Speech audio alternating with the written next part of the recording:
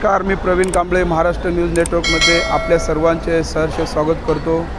मीरा भाईंदर महानगरपालिकेच्या वतीने भारतरत्न डॉक्टर बाबासाहेब आंबेडकर सांस्कृतिक भवन उभारण्यात येत आहे।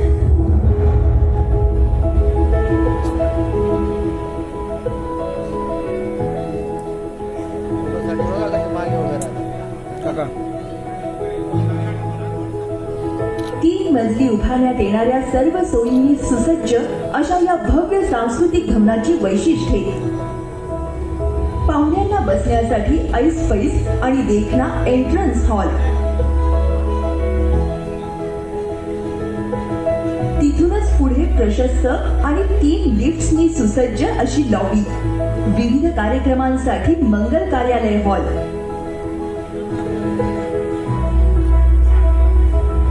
मनशांतीसाठी आणि योग धारणेसाठी विपश्यना हॉल,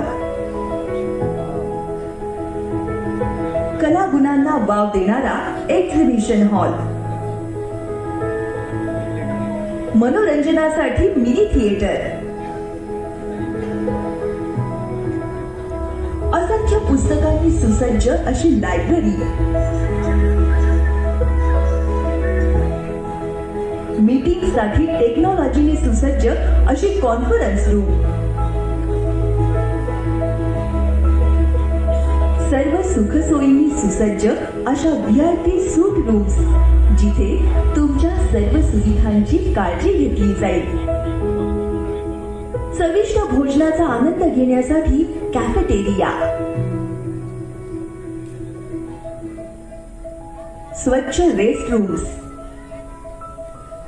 आपल्याला सर्व सुखसुविधा एकाच छताखाली मिळाव्यात यासाठी मीरा भाईंदर महानगरपालिकेच्या वतीने या 3 मजली प्रशस्त आणि भव्य अशा सांस्कृतिक भवनाची उभारणी करण्यात येत आहे। या उभारणीचं पहिलं पाऊल म्हणजेच या भवनाचा भूमिपूजन समारंभ दिनांक 20 नोव्हेंबर 2022 रोजी मान्यवरांच्या उपस्थितीत संपन्न होत आहे। अम्बेडकर भवन हमें बहुत बड़ी खुशी आनंद है कि मीरा भाईंदर एक सुंदर शहर बनता है। इसी तरह शहर में भी मतलब एक सुंदर जो बिल्डिंग है, बिल्डिंग एक इमारत, एक मेमोरियल बाबा साहब अम्बेडकर सांस्कृतिक भवन के नाम से खड़ा हो रहा है। और उसमें बहुत विशेष बात यह है कि जिस घर में लंदन में बाबा साहब अम्बेडकर जी जिस बिल्डिंग में रहते थे, उसी बिल्डिंग का जो डिज़ाइन है, ये डिज़ाइन हमारे प्रताप सरनाइक जी जो मतलब यहाँ के MLA हैं, उन्होंने मतलब उसका उसी बिल्डिंग की जो इमारत का जो नक्शा है, ये नक्शा बनाया है। दिलीप ढोली जी जो मतलब यहाँ के कमिश्नर भी हैं, और ये 27 करोड़ की ये बिल्डिंग यहाँ खरीद हो रही है, और उसमें 15 करोड़ पैसे महाराष्ट्र सरकार के हैं, 1 करोड़ रुपया प्रताप सरनाइक के MLA फंड से है, और 11 करोड़ रुपया महानगर पालिका ने अपने बजट से उसमें खर्च किया है। और उसमें अद्ययावत हॉल है, बहुत अच्छी लाइब्रेरी है, UPSC MPSC बैंकिंग और भी ट्रेनिंग देने का भी मतलब वहाँ प्रावधान है। और लोगों को अगर भी चीज़ शादी करनी है तो बहुत कम पैसों में वहाँ गरीबों को जो शादी के लिए हॉल मिलेगा, बाहर लोन भी है, और कम से कम 65 करोड़ कीमत की जो ज़मीन है, ये ज़मीन मतलब इस मेमोरियल के लिए महानगर पालिका ने दी है, और ये बहुत अच्छी बात है। और ये प्रोजेक्ट कम से कम 100 करोड़ का हो रहा है। और वहाँ बाबा साहब अम्बेडकर जी का भी भव्य स्टैचू जो है ये उस बिल्डिंग के सामने खड़ा होने वाला है। तो ये बहुत ही अच्छा काम मतलब महानगर पालिका ने प्रताप सरनाइक जी ने किया है, इसीलिए मैं उनका आभार व्यक्त करता हूँ। आप ये बताइए कि मात्र 16 करोड़ रुपया भवन के लिए था, नगर पालिका ने 11 करोड़ रुपए दे के, मतलब आयुक्त का कितना योगदान आप मानते हैं कि ये भवन बनाने में कितना बड़ा योगदान रहेगा? मतलब आयुक्त का भी योगदान बहुत बड़ा है, कम से कम 40% जो सहयोग है, ये सहयोग महानगर पालिका भी उसमें महानगर पालिका का भी है। और इस महानगर में रहने वाले लोगों को भी सुविधा उसमें है, कोई भी जाति का धर्म का आदमी हो उनको उस हॉल का उपयोग करने के लिए मिलेगा, शादी करने के लिए मिलेगा, कोई ट्रेनिंग देना है तो ट्रेनिंग देने के लिए मिलेगा. तो इसीलिए महानगर पालिका का भी इसमें अच्छा योगदान है. आठवले साहेब, आता राहुल गांधी यांनी स्वातंत्र्यवीर सावरकरांविरुद्ध जे वादग्रस्त वक्तव्य केलेलं आहे त्यामुळे देशभरातच संपूर्ण एक वाद उद्भवला आहे, त्याबद्दल आपलं काय मत? मला असं वाटतं की राहुल गांधी जे आहेत, राहुल गांधी भारत जोडण्यासाठी जर चाललेली असती तर अशा पद्धतीचं वादग्रस्त विधान करू भारताला तोडण्याचं काम त्यांनी काय करू नये. मला असं वाटतं की स्वातंत्र्य लढ्यामध्ये अनेकांचं योगदान आहे. काही मतभेद वैचारिक असू शकतात, परंतु कोणावर अशा पद्धतीचा अपमानकारक टीका करणं जरुरी अजिबात नाही आहे. आणि त्यामुळं राहुल गांधी यांची जी यात्रा आहे ती जर अशा पद्धतीचं वक्तव्य करत ते पुढे चाललेली असती तरी भारत जोडो यात्रा नसून ती भारत सोडो यात्रा आहे अशी माझी या संबंधामध्ये माझं मत आहे. राज्यपाल हर वक्त महापुरुषों की बदनामी कर रहे हैं. इस वक्त शिवाजी महाराज की इससे पहले ज्योतिबा फुले की क्या कहेंगे? नहीं, मुझे मालूम नहीं क्या क्या बोल रहे हैं. सर, राहुल गांधी की जो भारत जोड़ो यात्रा चल रही है, इसे आप कैसा देखते हैं, क्या कहेंगे? भारत जोड़ो यात्रा उनकी चल रही है, लोगों का तो रिस्पांस मिलता ही है. मैंने भी भारत यात्रा कन्याकुमारी से निकाली थी और महू तक मैंने भी यात्रा निकाली थी. तब भी मेरे यात्रा में भी मतलब हजारों लोगों की संख्या स्वागत के लिए आती थी. तो राहुल गांधी जी एक पार्टी के बड़े नेता है और उनको तो देखने के लिए भी गांव के लोग, टाउन के लोग मतलब बड़ी संख्या में आते हैं. वहाँ कोई पार्टी का विषय नहीं है. तो उनके पद यात्रा को या उनके यात्रा को थोड़ा रिस्पांस मिल रहा है तो दिखता है, लेकिन उसका उपयोग कोई होठों पर बिल्कुल होगा नहीं. कांग्रेस पार्टी की स्थिति ना के बराबर है. आज कांग्रेस पार्टी एक बाजू में ममता बनर्जी की जो पार्टी वेस्ट बंगाल में है वो पार्टी के एमपी ज़्यादा है, उतने कांग्रेस के ऑल इंडिया के नहीं है. इसीलिए मतलब कांग्रेस पार्टी एक बहुत बड़ी पार्टी के रूप में काम करती रही. 75 साल 70 साल तक सत्ता में रही, लेकिन आज कांग्रेस पार्टी की ताकत बहुत बड़ी कमज़ोर हो गई है. और नरेंद्र मोदी जी के नेतृत्व में हम लोगों ने एनडीए इतनी स्ट्रांग की है कि 2024 में हम 400 के ऊपर सीटें जीतेंगे और 2024 में हम सरकार बनाएंगे. और महाराष्ट्र में भी मतलब माननीय एकनाथ शिंदे जी, देवेंद्र फडणवीस जी और आरपीआई की मिलकर यहाँ भी सरकार 2024 में आएगी और ये सरकार चली जाएगी. इसी तरह की भाषा रोज की जाती है, लेकिन ये जाने का विषय नहीं. हमारे पास क्लियर मेजॉरिटी है तो ये सरकार क्यों जाएगी. हमारे पास इतनी मेजॉरिटी है. जब तुम्हारे पास मेजॉरिटी थी तो आप सत्ता में रहे. जब आपकी मेजॉरिटी कम हो गई और हमारी मेजॉरिटी बढ़ गई तो हमने सरकार बनाई. तो लोकतंत्र में जिसकी मेजॉरिटी होती है उसकी सरकार बनती है. तो अभी हमारा सरकार जाने का विषय नहीं आता है. तो इसीलिए मुझे लगता है कि राहुल गांधी के भारत जोड़ो यात्रा से कांग्रेस को बिल्कुल फायदा होगा नहीं. सर, आने वाले मनपा चुनाव में आरपीआई की क्या भूमिका रहेगी? आरपीआई की भूमिका जो बीजेपी और जो बाला साहब की शिवसेना जो एकनाथ शिंदे जी की है उनके साथ हम अलायंस करेंगे. और रिपब्लिकन पार्टी यहाँ भी मतलब काम करती है. गली गली में रिपब्लिकन पार्टी की शाखाएँ भी है. तो कुछ सीटें जो है जीत कर आने वाली जो सीटें हैं, एक 3-4 सीटें भी आरपीआई को मिलती है.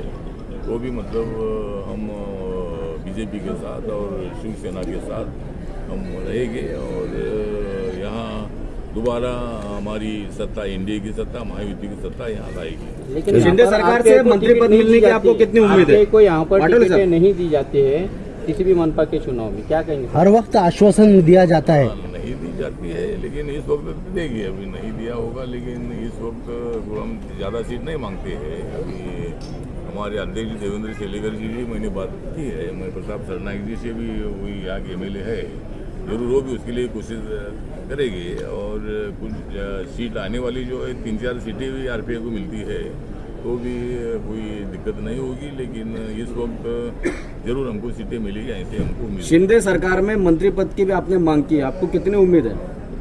अभी हमने तो मांग किया है, मतलब देवेंद्र फडणवीस जी से बात की है. जिस तरह देवेंद्र फडणवीस जी के सरकार में आरपीआई को एक मंत्री पद दिया था, तो हमारा समाज भी चाहता है कि भाई अगर सत्ता आई है तो उसमें आरपीआई को भी सत्ता की भागीदारी मिलनी चाहिए, लोगों के कल्याण के लिए, लोगों के काम के लिए. देवेंद्र फडणवीस जी ने जब सेकंड विस्तार होगा तो उसमें आरपीआई को भी लिया जाएगा ऐसा आश्वासन दिया है. जरूर है, हमारा विचार करेगा. सर, बड़ी खुशनसीब समझता हूँ कि आज मेरा भाई शहर में एक डॉक्टर बाबा साहेब अम्बेडकर के नाम का सांस्कृतिक भवन हो रहा है, जिस भवन में करीबन 27 करोड़ रुपए लगने वाले, 15 करोड़ रुपए राज्य शासन, 1 करोड़ रुपए मेरे विधायक निधि से और 11 करोड़ रुपए महानगर पालिका की ओर से महानगर आयुक्त जी ने देने का आश्वासन दिया और 27 करोड़ रुपए की लागत से ये बहुत ही बड़ा राज्य में पहला डॉक्टर बाबा साहेब अम्बेडकर सांस्कृतिक भवन बनने जा रहा है। ये 3 मंजिला इमारत होगी और डॉक्टर बाबा साहेब अम्बेडकर की 1922-23 में लड़की जिस घर में रह रहे थे उस घर की प्रतिकृति यहाँ पे हमने बनाई है और आज भूमि पूजन आदरणीय केंद्रीय मंत्री राजेंद्र जी आठवले के हाथों से उनके कल से ही काम की शुरुआत हो जाएगी। 1.5 साल में ये इमारत पूरी हो जाएगी और महानगर पालिका ये आगे चलाएगी। मैंने कमिश्नर साहब को एक विनती की है कि इसी बात के शहर में जब निर्माण होती है तो उसका जो फायदा है गरीबों को होना चाहिए और खासकर जो हॉल बनेंगे या लॉन बनेगा तो माफक दर में गरीबों के शुभ कार्यों में या दूसरे कार्यों के लिए ये महानगर पालिका ने बहुमत देना चाहिए। ऐसी मेरी विनती थी। साथ में डॉक्टर बाबा साहेब अम्बेडकर का पुतला सबसे बड़ा 5 फुट का जो चौथा रहेगा उसके ऊपर 15 से 20 फुट का डॉक्टर बाबा साहेब अम्बेडकर जी का पुतला वहाँ पे होना चाहिए। इसलिए मंजूर करती है तो उपसेना केंद्र होगा, कम्युनिटी हॉल होगा और जो मेहमान आते हैं उनको रहने के लिए बंदोबस्त वहाँ पे किया जाएगा। विद्यार्थियों को मार्गदर्शन शिविर वहाँ पे मिलेगा और साथ में बहुत सारे काम, लाइब्रेरी है बहुत बड़ी वहाँ पे। ऐसे बहुत सारे अच्छे उपक्रम उस सांस्कृतिक केंद्र के माध्यम से मीरा भाईंदर शहर के लोगों को मिलेंगे और करीबन 10 से 11 साल की मेहनत के बाद आज ये जो दौर इसके लिए महानगर पालिका और राज्य शासन खासकर एकनाथ जी शिंदे मुख्यमंत्री और हमारे उप मुख्यमंत्री तो सरकार का मैं धन्यवाद देता हूँ कि इसके लिए मंजूरी दी। पिछले 11 साल में जितने विकास कार्य आपने नहीं किए होंगे उससे ज़्यादा पिछले 3 महीने में विकास कार्य और लोकार्पण किया गया। इसमें प्रशासन, मनपा प्रशासन हो या फिर मंत्रालय प्रशासन हो, और आपका इसमें कितना योगदान रहा? देखिए, योगदान तो सबका होता है। राज्य सरकार, महानगर पालिका के साथ विकास काम होते रहते हैं। अभी मेट्रो का काम जो है हमारे ही सरकार के कार्यकाल में होना था वो हो गया। पानी की समस्या जो थी मीरा भाईंदर शहर में वो पानी की योजना का हमारे कार्यकाल में भूमि पूजन हो गया। मगर महानगर पालिका में सत्ता होती है, महापौर होते हैं, नगर से होते हैं, विधायक जो काम करते रहते हैं वो लोगों तक पहुँचते नहीं है। मगर अभी महानगर पालिका में सत्ता नहीं है और विधायक के तौर पर मैं ये काम कर रहा हूँ, इसके लोगों के सामने आ रहे हैं और बहुत सारे विकास काम 2 महीने में आपके सामने रखने वाले हैं। लोगों का भूमि पूजन हो रहा है तो हर विकास काम में सब लोगों का योगदान हो रहा है। सहयोगी विधायक, MP, मंत्री, सबका महानगर पालिका का सबसे बड़ा योगदान होता है। तो यही कहना चाहता हूँ कि मेरे राजनीति की जगह में मेरा विकास के लिए सब लोगों साथ में आना चाहिए और मेरा ये सपना है कि आगे के 2 साल में मीरा भाईंदर शहर जैसे शंघाई का नाम लोग लेते हैं, ऐसे मीरा भाईंदर शहर का नाम विकास के लिए राज्य के सभी लोगों को लेके ये मेरा कहना है और उस तरह से हम आगे बढ़ेंगे।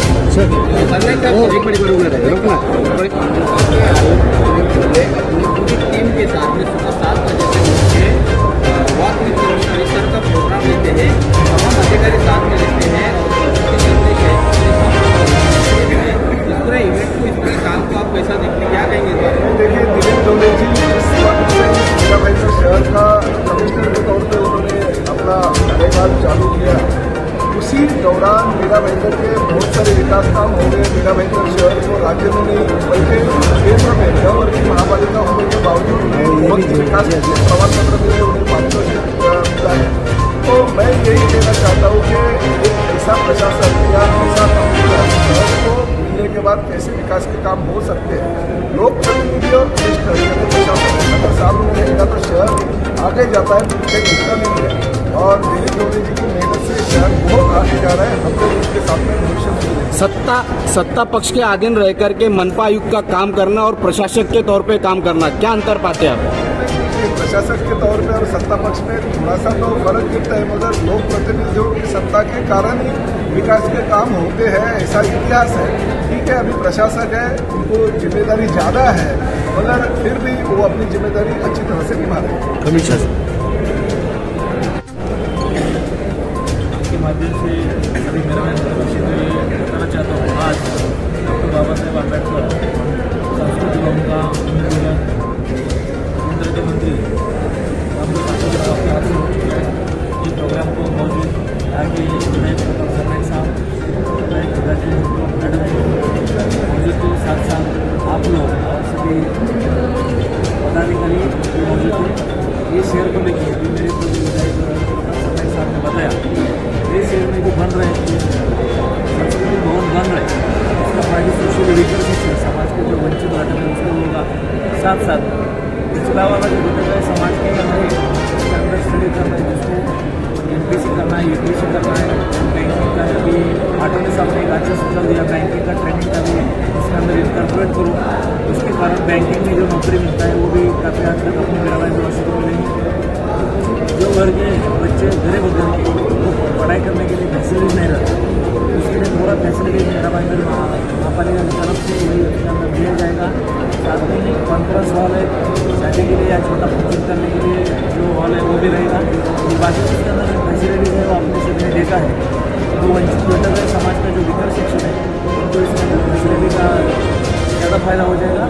और साथ साथ मेरा भाईंदर का सांस्कृतिक भवन है, महाराष्ट्र पहला है, उसके लिए आपने कार्य सम्राट विधायक सरनाइक साहब ने बहुत अच्छी तरह से 2009 से मेहनत किया है।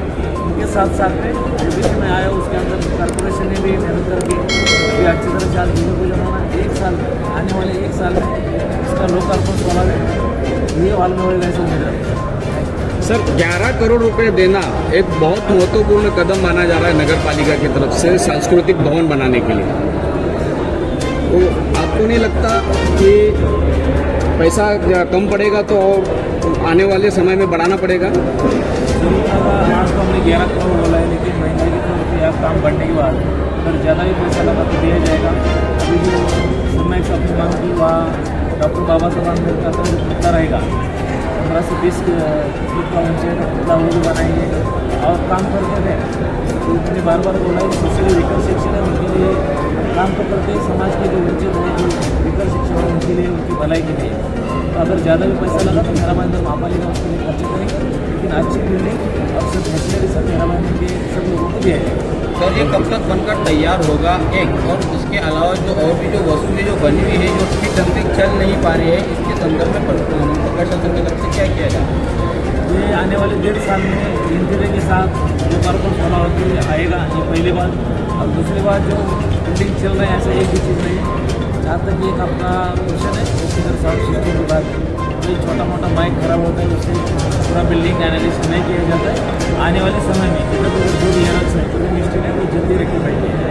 सर आप इस तरह से एक कार्यक्रम चला रहे हैं वक्त कमिश्नर, इससे अधिकारी कहीं ना कहीं लापरवाही बरतते दिखाई दे रहे हैं और साथ में ही आम नागरिक जो है कि इस बात को लेकर जागरूक नहीं हो पा रहे हैं, आपकी मुहिम को साथ नहीं दे पा रहे, क्या कहेंगे सर?